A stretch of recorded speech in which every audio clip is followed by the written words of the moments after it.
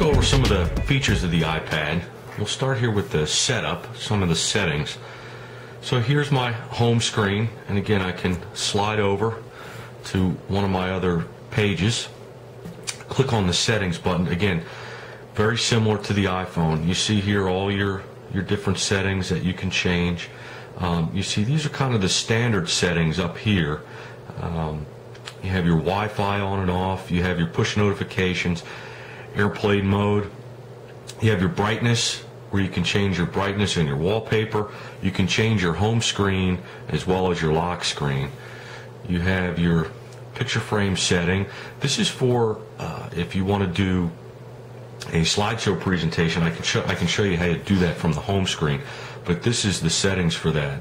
Then you have all your general settings, and these here, I don't really play with these too much. This is kind of a one and done when you first get it, probably with the exception of the sounds. But you can turn your sounds on and off here. You can turn your volume on and off here, but there's a much easier way to do it. When you scroll down, you can turn your Bluetooth on and off. That is one thing I wish Apple would do, is I wish they would allow some kind of shortcut to turn the Bluetooth on and off, especially with some of the cars that are out there nowadays where you can link your iPad or your iPhone and play music through it. It's a little cumbersome to get to the Bluetooth settings. You can set your settings and your preferences for your spotlight search. Auto lock. This is how soon the iPad will put itself to sleep, we'll call it. And you can do 2 minutes, 5 minutes, 10 minutes, 15, or never. Sometimes if I'm in a meeting and I know I'm going to be using the iPad quite a bit, and with a 10-hour battery, I'll click this to never. That way the iPad doesn't turn off on me, and I've got to click the home button, slide the slider, and start, have those extra steps in there. So, but for battery conservation, when I'm just using it normal, I leave it on 2 minutes. Alright, then you have your date and time, some keyboard international settings, and accessibility. I really don't play with those at all, actually. Here you have your mail settings. This is where you can set up new mail accounts. Here I have all my mail accounts here. Right here, fetch new data. If you have Mobile Me will it's what they call, they push the email to you, which means the iPad is not actively looking for email on a certain interval. When an email comes in on your Apple address, and that would be an @me.com address, it is automatically pushed to the iPad. It is sent to the iPad. The iPad does not have to fetch it, which is great because that really conserves battery. Now I have 4 other email accounts besides my Apple one, and to retrieve my email with those, you have to fetch them. The iPad has to log on to the email server of the client you're using and actually determine if there's mail or not. If there is mail, it will send it to the iPad. And you can set different intervals here. Whoops, excuse me. You can set different intervals here. I do every 15 minutes because some of my other emails, it's important that I check on a regular basis. They have an advanced screen here, and this is where you can set up. Here's my Turf Super. You can set up individually, so maybe one of them you don't want to fetch. You just want to check manually. And again, all that can save battery life, because all these emails right here, they have to, with the exception of this one, has to go and access the server on the client I use, determine if there's email, and then send it back. So that does use battery, but I still get significant battery life out of this. 30-day standby time, 10 hours, easily. I mean, I go 5-6 days without charging this iPad sometimes. So there's email.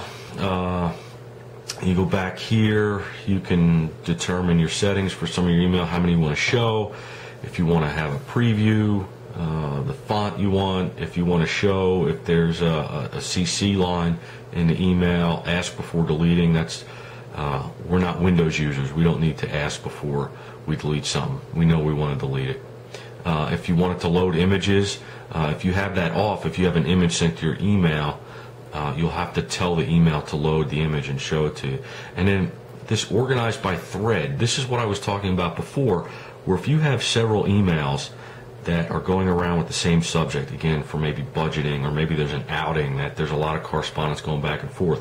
When this organized by thread is on, it will group all those emails into one kind of email folder, and then that's when you'll see we'll go back here real quick. Again, great use of multitasking here. You'll see the little 5 here. Here was an email. I just mentioned this here. Here was an outing we're having in March with the little 5, and the 5 is there because there's 5 emails that went back and forth about that outing. So again, great use of multitasking. Back to settings. So I like to have that on. It groups my emails for me. You can also always BCC yourself if you'd like. Here's where you can change your signature. You can set how you want your contacts ordered in your address book.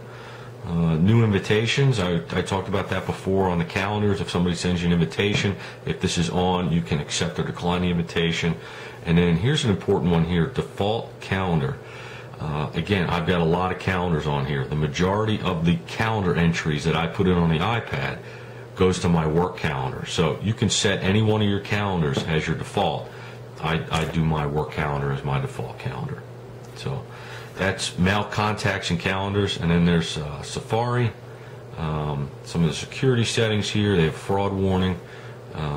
That's built into the iPad. I'm not exactly sure how that works. I always leave it on. Here's something neat here. Autofill names and passwords and user information. I do not have it autofill my user information. However, I do have it remember my names and passwords, which is nice because if you have a website that you always go to, and I will show you one here, you can still set up. When the original iPhone came out, we didn't have apps. They had what was called web apps that you could save to your home screen, and that is exactly what I do here.